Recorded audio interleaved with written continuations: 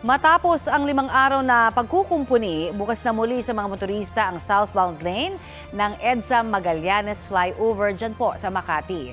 Kasabay po niyan ang pag-iinspeksyon ng DPWH sa ilang bahagi ng Taft Avenue. Balitang hatid ni EJ Gomez.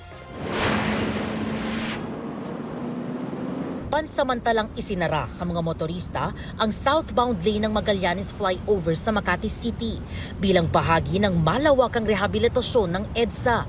Nagsimula ang repair works ng Magallanes Flyover noong April 1 hanggang kahapon April 5. Binigyang daan ng temporary closure ang pagsasaayos ng aspalto, expansion joints at retrofitting ng flyover. Nagdulot ng mabigat na daloy ng trapiko at stress sa mga commuter ang pansamantalang pagsasara ng naturang flyover na sinabayan pa ng pagpigil din ng operasyon ng MRT nitong Holy Week.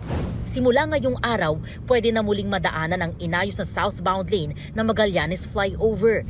Ayon kay DPWH Secretary Vince Dizon, aabot sa 180 million pesos ang pondong ginamit ng gobyerno sa repair works dito. Sinara namin muna tong EDSA Magallanes kasi medyo safety issue to no? So, inayos lang natin yung mga joints nung flyover para masigurado na walang aberya.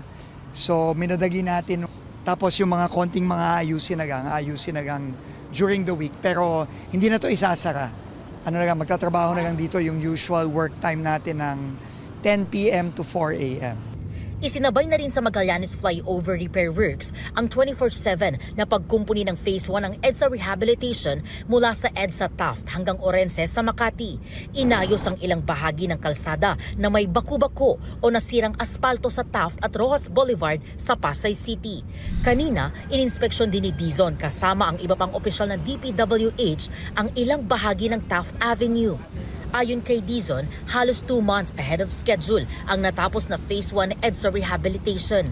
Ang original budget na 17 billion pesos para sa Phase 1 natapyas din daw sa aabot sa 6 billion pesos.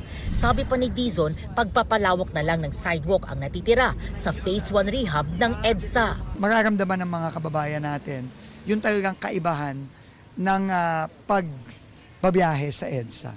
Kumpara sa pagbabiyahe dati na talagang medyo napakasama talaga, no? Sira-sira, baku-bako, no? So ngayon talagang smooth na.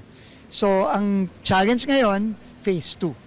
Ayon sa DPWH, magsisimula ang bidding ng Phase 2 EDSA Rehabilitation mula Orense hanggang Monumento ngayong buwan at ang aktual na operasyon ay sisimulan sa Mayo.